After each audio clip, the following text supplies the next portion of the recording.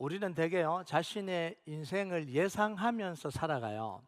왜냐하면 어떤 일을 하게 될지, 어떤 길을 걸을지 대충 가늠하고 그림을 그리잖아요. 그리고 그걸 준비하고 살아가잖아요. 그런데 인생은 종종 우리가 예상하지 못한 방향으로 흘러갈 때가 있습니다. 이렇게 다 준비를 했는데 내가 원하는 길이 있는데도 불구하고 종종 그 길이 아닌 다른 길로 걸어가고 있는 자신을 발견하고 있는 거죠. 돌이켜보면 지금 내가 이 일을 할 거라고는 생각도 못했다라고 하시는 분들도 많이 계실 거예요. 내가 원하는 삶은 아니었다라는 거죠. 자, 그런데 놀랍게도 그게 안 낯설어요. 살아가다 보니까 낯설지가 않아요. 그리고 어느, 어느 정도 또 잘 해내고 있어요.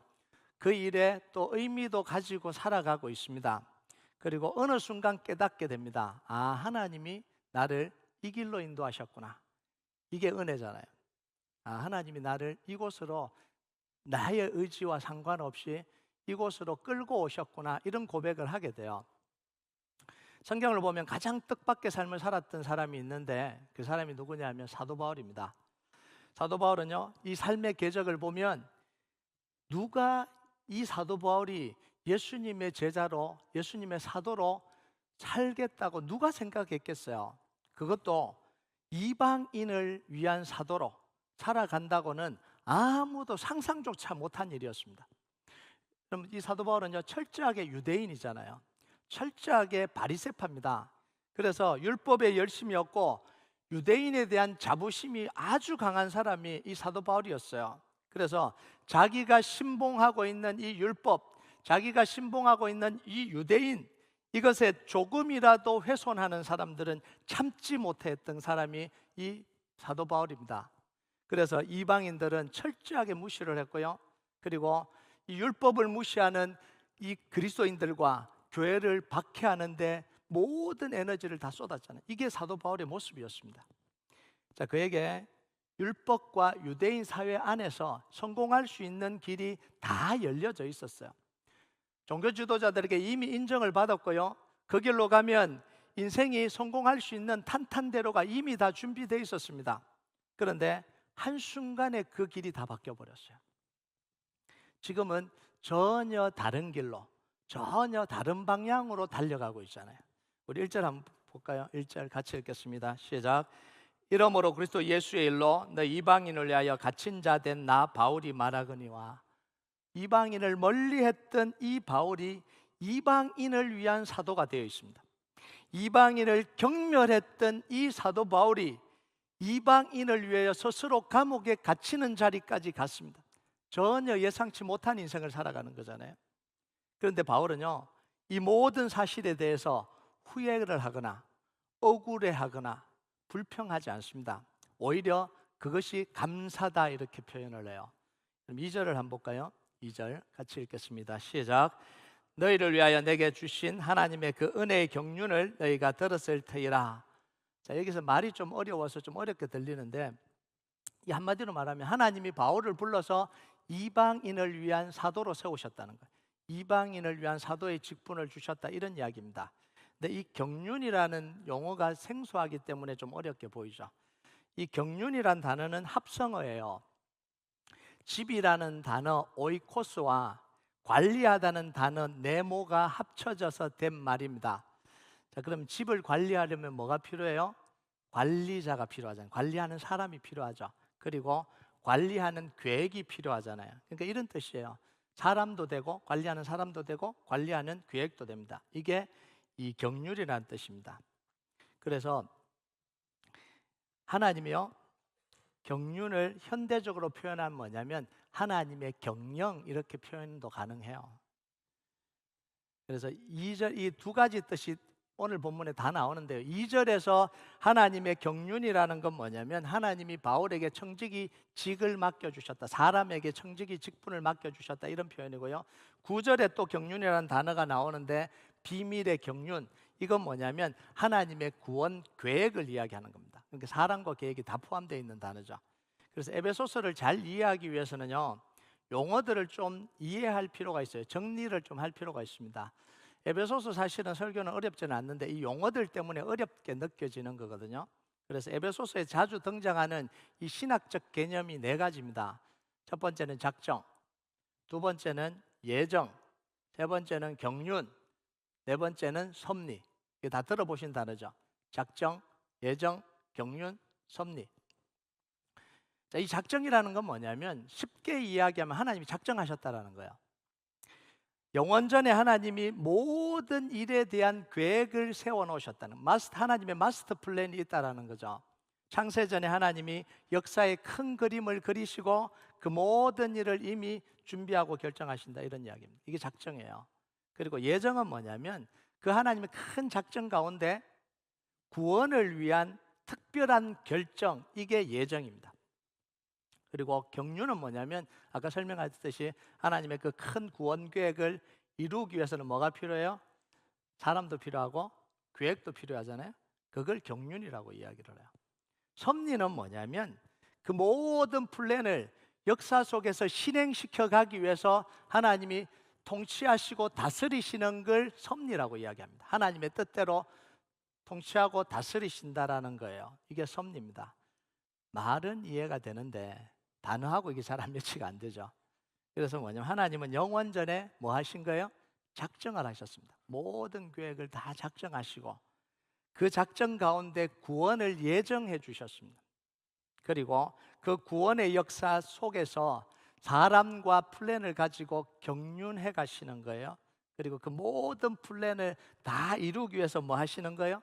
섭리하신다. 통치하고 다스리시고 이루어 가신다라는 거예요.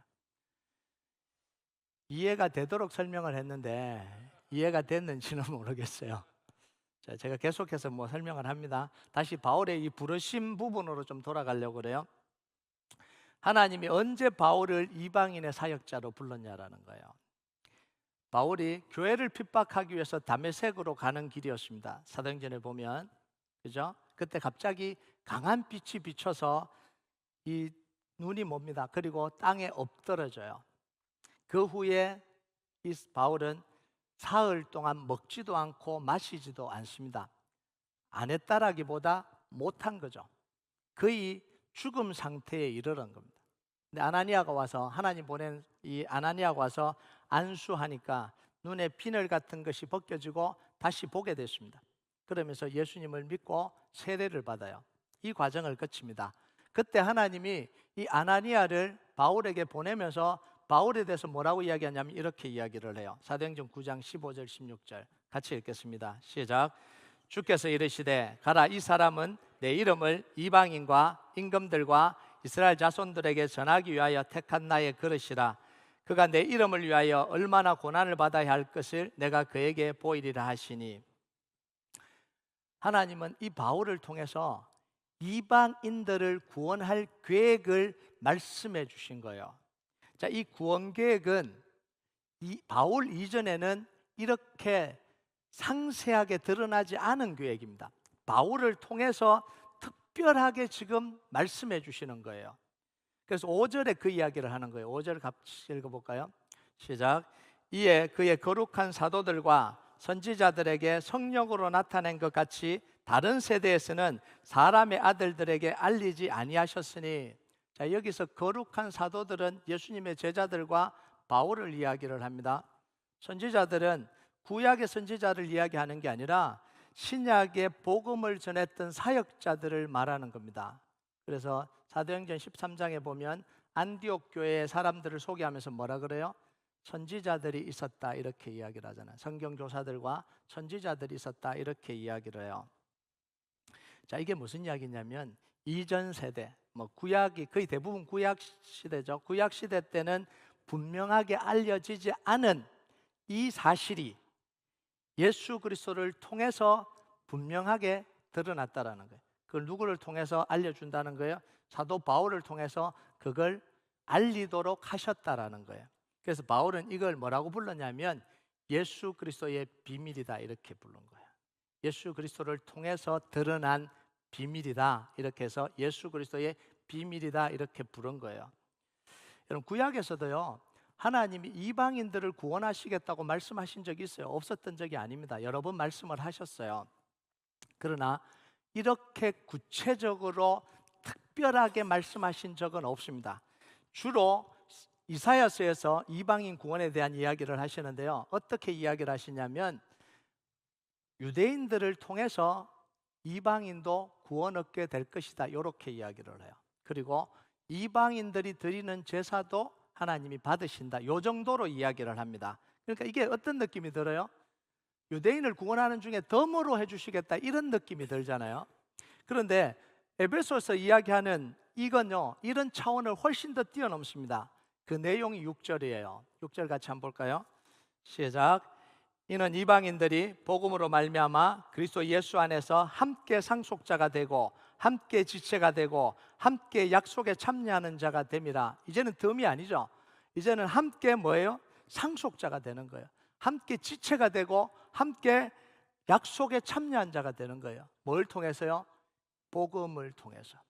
예수 그리스도의 복음을 통해서. 우리가 앞에서 1, 2장에서 봤잖아요. 예수 그리스도의 복음을 통해서 어떤 일이 일어나요? 예수님의 십자가로 휘장이 찢어집니다. 그러면서 하나님께로 나아갈 수 있는 새로운 길이 열립니다. 이 길은 유대인에게만 열린 게 아니라 유대인에게도 이방인에게도 모두 열린 새로운 살 길입니다. 그리고 율법의 조문이 폐지되었고 막힌 담이 다 허물어졌어요. 그리고 성령으로 말미암아 유대인과 이방인이 한 새 사람이 됐습니다. 새로운 피조물이 됐다라는 거예요. 그리고 예수 그리스도 안에서 유대인과 이방인이 하나로 연결돼서 뭘 이루어가요? 하나님의 성전을 이루어 간다라는 거예요. 그래서 그 결과 유대인과 함께 모여 이방인이 상속자가 되고 한 지체와 한 몸이 되고 함께 약속에 참여한 자가 됐다는 거예요. 여러분, 이게요 엄청난 파격이잖아요. 어마어마한 파격이 일어난 거예요. 이제 유대인과 이방인의 구분이 사라져 버렸습니다. 이방인과 유대인이 십자가 앞에서 다를 게 하나도 없다는 거예요. 바로 이 복음을 전하기 위해서 하나님이 바울을 선택하시고 이방인을 위한 사도로 하나님이 부르셨다, 이렇게 이야기합니다. 그게 7절이에요. 7절 같이 한번 읽어볼까요? 시작. 이 복음을 위하여 그의 능력이 역사하시는 대로 내게 주신 하나님의 은혜의 선물을 따라 내가 일꾼이 되었노라. 자, 근데 여기서 우리가 봐야 되는 거예요. 하나님이 사도 바울을 부르셨잖아요. 부르신 건 은혜죠. 근데 이 부르심 안에는 은혜만 있는 게 아니죠. 물론 전체로 보면 은혜인데 이 부르심이 그냥 마냥 좋은 것만은 아니잖아요. 이 부르심 안에는 어떤 사건이 포함되어 있어요? 하나님이 바울을 다메섹에서 꼬꾸라뜨린 그 사건, 충격적인 그 사건, 그리고 지금 사도 바울은 어디에 있어요? 로마의 감옥에 지금 갇혀 있잖아요. 로마 감옥에 갇혀 있어 죽음을 앞두고 있습니다. 뭐 때문에요? 이 부르심 때문에. 이 부르심의 내용 안에는 이런 내용이 포함되어 있다는 거예요. 이 부르심 때문에 바울은 자기의 계획이 다 물거품이 되어버렸잖아요. 자기가 가려고 했던 그 모든 길이 다 깨져 버렸잖아요. 다메섹 사건 이후에 바울의 인생은 바뀌어 버렸습니다. 세상의 성공과 명예는 자기 인생에서 사라져 버렸어요. 성공과 명예를 위해서 쫓아갔거든요. 유대인들의 최고 자리에 올라가려고 달려갔거든요. 그런데 이 부르심 이후에 이게 사라져 버렸어요. 자기 인생에서. 복음을 전하는 동안 수도 없이 고난을 받았습니다. 수도 없이 박해를 받았어요. 죽을 뻔한 적이 몇 번이고요. 40에서 한 대 가만대를 여러 차례 맞고요. 동족에게 배신당하고요. 그 아픔과 힘겨움을 다 겪었잖아요. 결국 인생의 마지막에 지금 어디가 있는 거예요? 감옥에 가 있잖아요. 그 복음 때문에, 그 부르심 때문에 감옥에 가 있는 거예요. 그런데 바울은 불평하지를 않아요. 자기 계획이 다 깨졌는데, 그것 때문에 고난받았는데, 지금 그것 때문에 감옥에 있는데도 불구하고 바울은 그 부르심에 대해서 불평하지를 않습니다. 여러분 8절을 한번 볼까요? 같이 읽겠습니다. 시작. 모든 성도 중에 지극히 작은 자보다 더 작은 나에게 이 은혜를 주신 것은 청량할 수 없는 그리스도의 풍성함을 이방인에게 전하게 하시고, 그럼 오히려 바울은 이걸 불평하는 게 아니라 뭐라고 이야기를 해요? 복음의 일꾼이 된 게 너무 감사하다, 이렇게 이야기를 해요. 이 복음을 전하는 건 너무너무 큰 일인데, 어마어마하게 큰 일인데 가장 작은 나에게 이 큰 일을 맡겨주신 게 너무너무 감사하다라는 거예요. 교회를 핍박하고 스데반을 죽이고 하나님을 대적했던 난데, 그런 나에게 이 영광스럽고 놀라운 사역을 내게 맡겨주셨다는 게, 이게 너무 감사하다라는 거예요. 그래서 복음의 일꾼이 된 걸 사도 바울은 영광으로 생각하고 살아갑니다. 여기서 우리가 좀 질문을 좀 던져야 돼요. 우리는 뭘 위해서 달려가고 있냐라는 거죠. 밤낮 수고하고 달려가잖아요. 뭘 위해서 달려가냐? 우리는 뭘 위해서 목숨을 버릴 거냐? 이 이야기는 너무 센 이야기네요. 목숨을 건다 이런 이야기 하니까. 무슨 구호를 외치며 살아가냐는 거죠. 사람들은 뭐 소리 내서 외치진 않지만 자기 속에서 원하는 게 속에서 계속해서 있잖아요. 갈망하는 게 있잖아요. 외치며 살아가잖아요. 그게 도대체 뭐냐는 거예요. 많은 사람들이, 세상에 있는 많은 사람들이 뭘 외치고 살아가냐면 더를 외치고 살아갑니다. 더 성공해야 되고, 더 많이 가져야 되고, 더 편안해야 되고, 더 내 마음대로 해야 되고, 더를 외치고 살아갑니다. 그래서 우리가 질문을 던져봐요. 지금 뭘 불평하고 계세요? 뭐가 억울하세요? 많은 사람들이요, 내가 더 잘 될 수 있었는데 너 때문이다, 이것 때문에 불평하는 거예요. 남편에 대해서 억울해하고요, 자녀들에 대해서 억울해하고요, 아내에 대해서 억울합니다. 당신 같은 사람 안 만났으면 내가 이렇게 안 살지, 이런 생각을 하고 억울해요. 내가 그때 당신을 안 만났으면 내가 이렇게는 안 살 텐데, 억울해하잖아요. 왜 그래요? 그랬으면 내가 원하는 걸 더 잘할 수 있었을 텐데, 내가 원하는 걸 좀 더 가질 수 있었을 텐데. 왜요? 내가 하고 싶은 걸 지금 당신이 방해를 하는 거예요. 사람들이 방해를 하는 거예요. 그래서 억울한 거예요. 여러분, 우리의 방향은 그게 아니었으면 좋겠습니다. 더가 아니라 우리는 어느 방향으로 가야 되냐면 복음과 하나님 나라를 위해서 살아가는 게 우리의 방향입니다. 사도 바울은 억울하다고 안 하잖아요. 왜냐하면 방향을 바르게 잡았기 때문에. 만약 이 사도 바울이 세상에서 성공하고 유대인으로 유명해지고 세상의 이름을 날리는 게 자기의 목표고 지금도 그 구호를 외치고 살아간다면 너무너무 억울할 거잖아요. 왜 나를 다메섹에서 그렇게 만들어서, 왜 나를 감옥에 갇히게 만들어서, 얼마나 억울할 일이에요. 그런데 억울해하지 않아요. 오히려 기뻐해요. 오히려 감사해요. 오히려 감격해요. 왜냐하면 인생의 목표가 달라져 버렸거든요. 달라져 버렸잖아요. 여러분, 이제는 여러분의 인생의 방향을 바꾸세요. 남편이 나한테 더 해줘야 된다, 자녀들이 이렇게 해야 된다. 그럼 여러분은 평생 불평하고 살 겁니다. 다른 남편은 이렇게 해주는데 당신은 왜 이렇게 안 해주냐? 억울하잖아요. 억울해하는 사는 거예요. 왜 그러냐면 방향이 안 바뀌어서 그래요. 그럼 언제까지 억울해하고 살 겁니까? 언제까지 그거 더를 외치고 살 겁니까? 방향을 바꾸면 남편이 바드가 안 돼요. 방향을 바꾸면 아내가 이게 바드가 안 돼요. 해줄 걸 원하지 않으니까. 우리는 뭘 위해서 달려가는 거예요? 복음을 위해서 달려가니까. 그럼 이 남편과 아내는 뭐예요? 나를 방해하는 사람이 아니라 내가 구원해야 될 사람이에요. 내가 세워야 될 사람이잖아요. 생각이 달라진다라는 거예요. 그럼 하나님이 이 이방인을 유대인과 함께 상속자가 되게 해주신 거, 언약 안으로 들어오게 해주신 거, 이게 뭐 그리 중요하냐는 거죠. 이방인과 유대인과 그리스도 안에서 한 몸을 이루어서 성전을 이루어가는 것, 이게 뭐가 중요하고 하나님은 이걸 통해서 뭘 이루려고 하시냐는 거예요. 이게 10절에 나와요. 10절 같이 읽겠습니다. 시작. 이는 이제 교회로 말미암아 하늘에 있는 통치자들과 권세들에게 하나님의 각종 지혜를 알게 하려 하심이니. 자, 우리가 잘 알잖아요. 하나님이 예수님을 지극히 높여서 하늘의 권세와 통치자들을 그 예수님 이름 앞에 무릎 꿇게 하셨습니다. 이 하늘의 권세와 통치자들은 뭐예요? 악한 영들, 공중 권세 잡은 자들, 악의 영들, 이런 거잖아요. 자, 그런데 이 권세와 능력을, 자, 예수님 이름 앞에 무릎 꿇게 하셨는데 예수님이 쫓아다니면서 무릎 꿇게 하는 거 아니잖아요. 예수님 말 무릎 꿇게 하셨습니다. 그 권세와 능력이 누구를 통해서 선포돼요? 교회를 통해서 선포되고 교회를 통해서 실행된다, 이렇게 이야기를 한 거예요. 이게 하나님이 교회에 주신 권세입니다.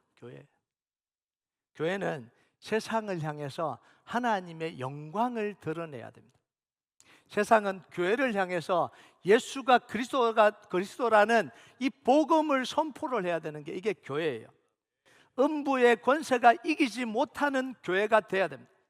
음부의 권세가 이기지 못하는 게 교회예요. 여기서 교회라 하면 예수를 그리스도로 고백하는 사람들, 예수님을 왕과 주인으로 그 예수님의 통치를 받으면서 살아가는 사람들의 공동체를 이야기하는 겁니다. 이게 교회예요.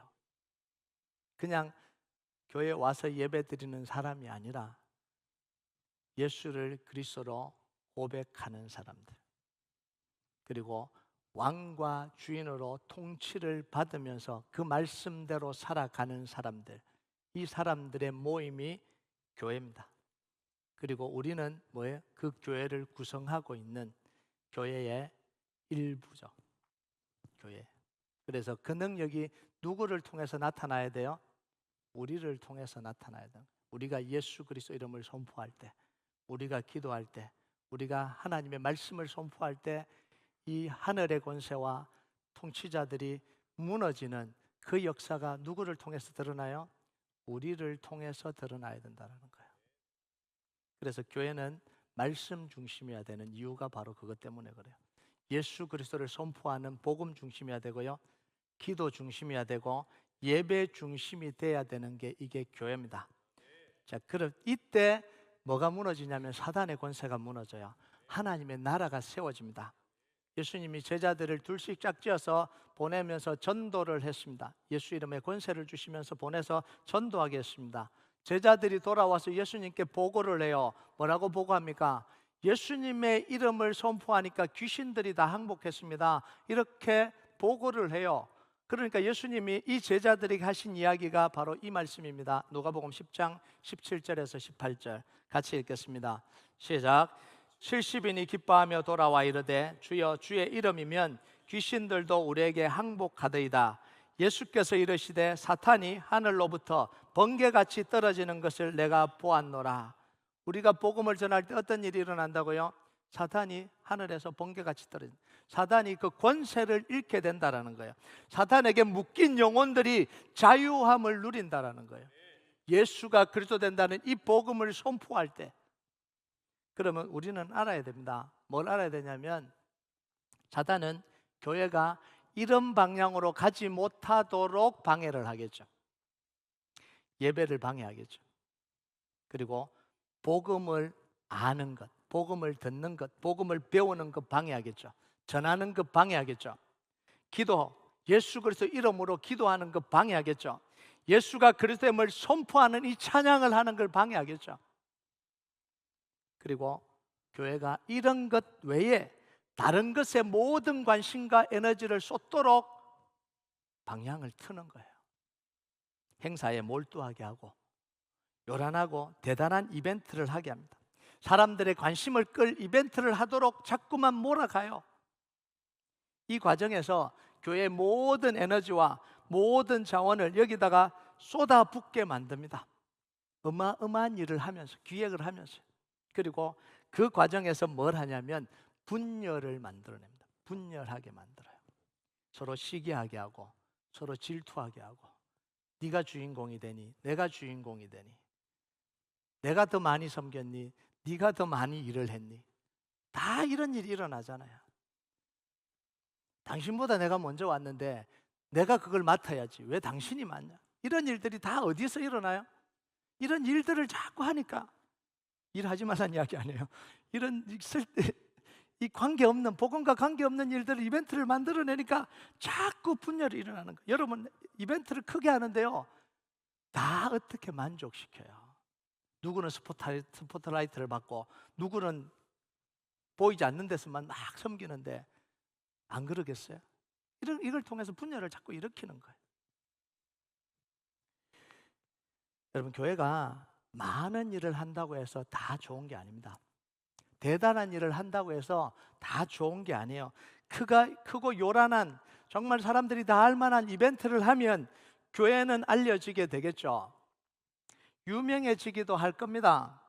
사람들도 몰려들 거예요. 교회도 더 커질 거예요. 자, 그런데 중요한 건 뭔지 아세요? 다 해요. 사람들도 모여주고 유명하고 교회도 이름 나요. 단 한 가지가 안 됩니다. 뭐가 안 돼요? 사탄은 두려워 떨지 않아요. 그걸 통해서 사탄은 두려워 떨지 않습니다. 아무리 크게 해도 사탄이 두려워 떨 이유가 없죠. 이번에 제가 노예 가서 노예장에 무거운 짐을 다 벗고 왔습니다. 갈 때는 무거웠는데 올 때는 너무 편안하게 왔어요. 그때 가서 이제 목사님들하고 교제하면서요, 한 가지 알았던 사실이 있어요. 저는 부교육자로 오래 사역을 안 했거든요. 이제 전님 전도사만 하고 왔다가 바로 목회를 이제 시작을 했죠. 근데 오랫동안 부교육자를 큰 교회에서, 큰 대형 교회들에서 부교육자를 한 목사님들이 꽤 많아요. 그 목사님들이 뭐라고요? 어떻게 이야기하다 그런 이야기가 나왔어요. 부교육자들의 이 실력은 어디서 나타나냐, 이렇게 이야기하더라고요. 이벤트를 잘 기획해서 대박을 터뜨려야 된대요. 예. 그리고 그거에 실패를 하면 그 책임이 담임 목사님 앞에 가지 않도록 자기가 책임을 지고 자폭을 해야 된대요. 그게 능력 있는 부교육자. 제가 그랬어요. 책임을 왜 지냐? 아니, 안 모이면 안 모이는 거지. 성도들이 안 모인다 그러면 안 모이는 거지. 그걸 왜 책임을 지냐? 제가 그걸 들으면서 너무 마음이 아픈 거야. 교회가 이렇게 흘러가냐? 하나의 대형 이벤트를 기획해서 잘하고 사람들이 모이면 능력 있는 부교육자가 되고 인정받는 부교육자가 되고, 이게 교회라면 참 소망이 없다, 이런 생각이 들어요. 그리고 그렇게 다 살아요. 인정받으려고 막 싸우고 부교육자들끼리 막 싸우고. 우리 교회는 안 싸워서 너무 감사합니다. 우리 부교육자들이 안 싸워도 너무 안 싸워요. 경쟁을 안 해도 너무 안 합니다. 너무 좋은 교회예요. 책임도 안 져요. 책임질 생각을 안 해요. 여러분, 교회 안에서 책임질 일이 뭐가 있어요? 그걸 책임져야 되는 일이에요. 그거 아니잖아요. 세상이 할 수 있는 일을 교회가 힘써야 될 이유가 전혀 없어요. 세상이 할 수 없는 일을 교회가 해야 되잖아요. 교회만이 할 수 있는 일을 교회가 해야 되잖아요. 사탄이 두려워 떨게 하는 일을 교회가 해야 되는 거예요. 하늘의 권세와 통치자들이 무릎 꿇게 하는 일을 교회가 해야 되잖아요. 여러분, 그런데 지금 교회의 모습을 보면 교회만이 할 수 있는 일을 가치 없게 여기고 있어요. 참 안타깝죠. 교회만이 할 수 있는 일이 있는데 그걸 가치 없게 여기고 있어요. 그리고 세상이 하는 일을 따라하고 있습니다. 그리고 세상이 하는 일을 잘 따라하고 능가하는 게 아니라 어설프게 따라하고 있는 거예요. 정말 슬픈 일이잖아요. 기도하고 정말 말씀을 붙들고 살아가고 예수 그리스도 이름으로 세상을 이기고 삶의 문제를 이기고 살아가는 게, 이게 교회가 해야 될 일인데 그거 안 하고 좋은 흥미로운 이벤트 만들어서 모여서 우리 교회 이거 했다 이러고 있는 거예요. 근데 그 이벤트는 세상에서 비하면 너무 초라한 거죠. 어설프게 따라하고 그걸 만족해하고 있는 거예요. 이번에 만나서 또 한 가지 이야기를 했는데, 뭐라고 이야기를 하냐면, 기도하고 성경 공부하고 예배하라 그러면 안 나온대요. 안 모인대요. 밥 먹자 그러면 다 나온대요. 정교인들이 나온대요. 정교인들이 나와서 뭐라 그러냐면 이게 교회지 그런데요. 속 터져 죽겠습니다. 기도하라고 하면 왜 기도해야 됩니까? 기도하라 그러면 5분도 안 하고 간대요. 30분 운전하고 와서 5분도 기도 안 하고 간대요.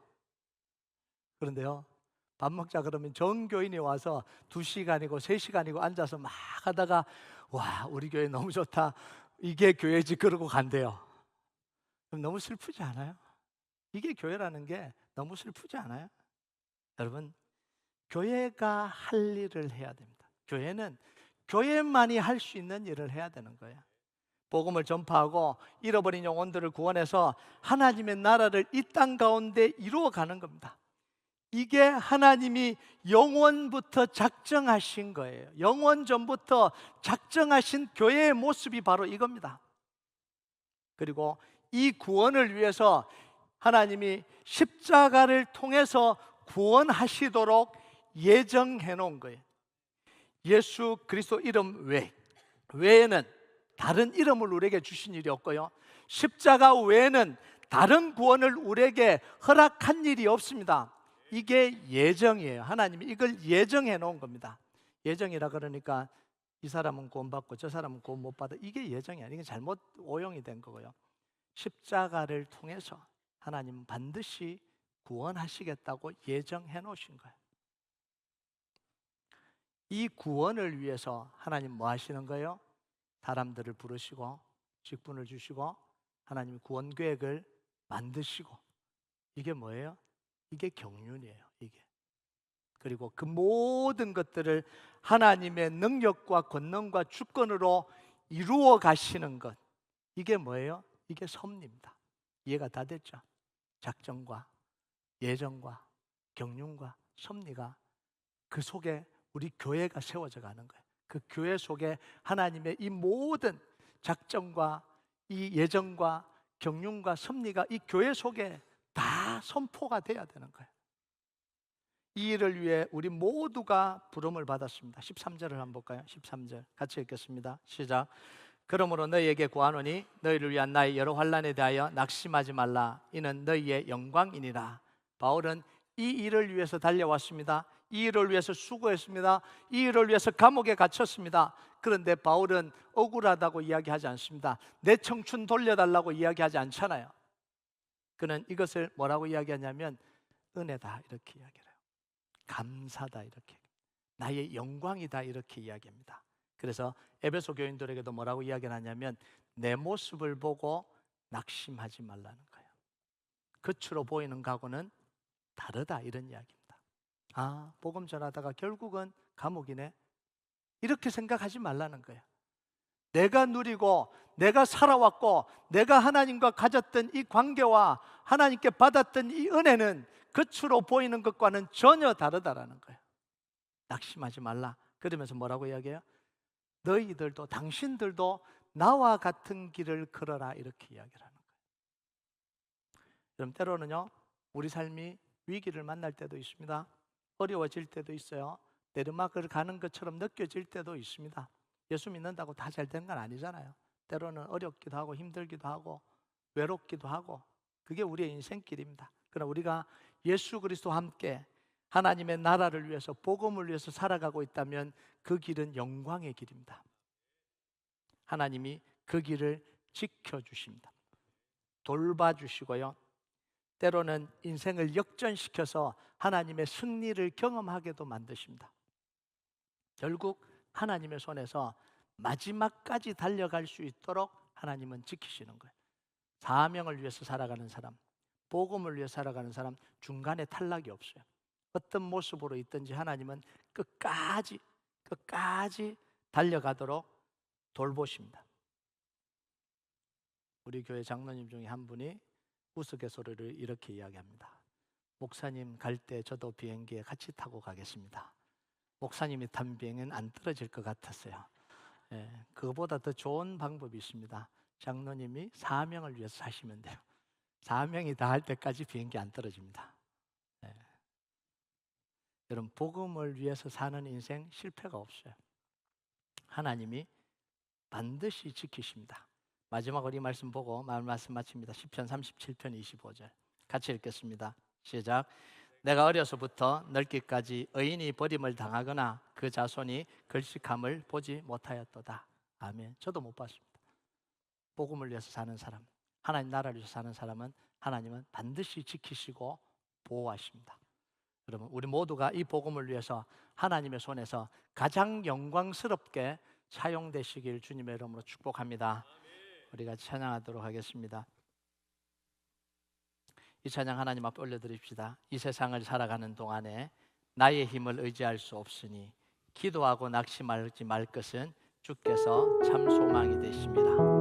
하나님의 꿈이 나의 비전이 되고 하나님의 성품이 나의 인격이 되고 성령님의 권능이 나의 능력이 되길 원하고 바라고 기도합니다. 우리가 이 고백 하나님 앞에 같이 올려드리겠습니다.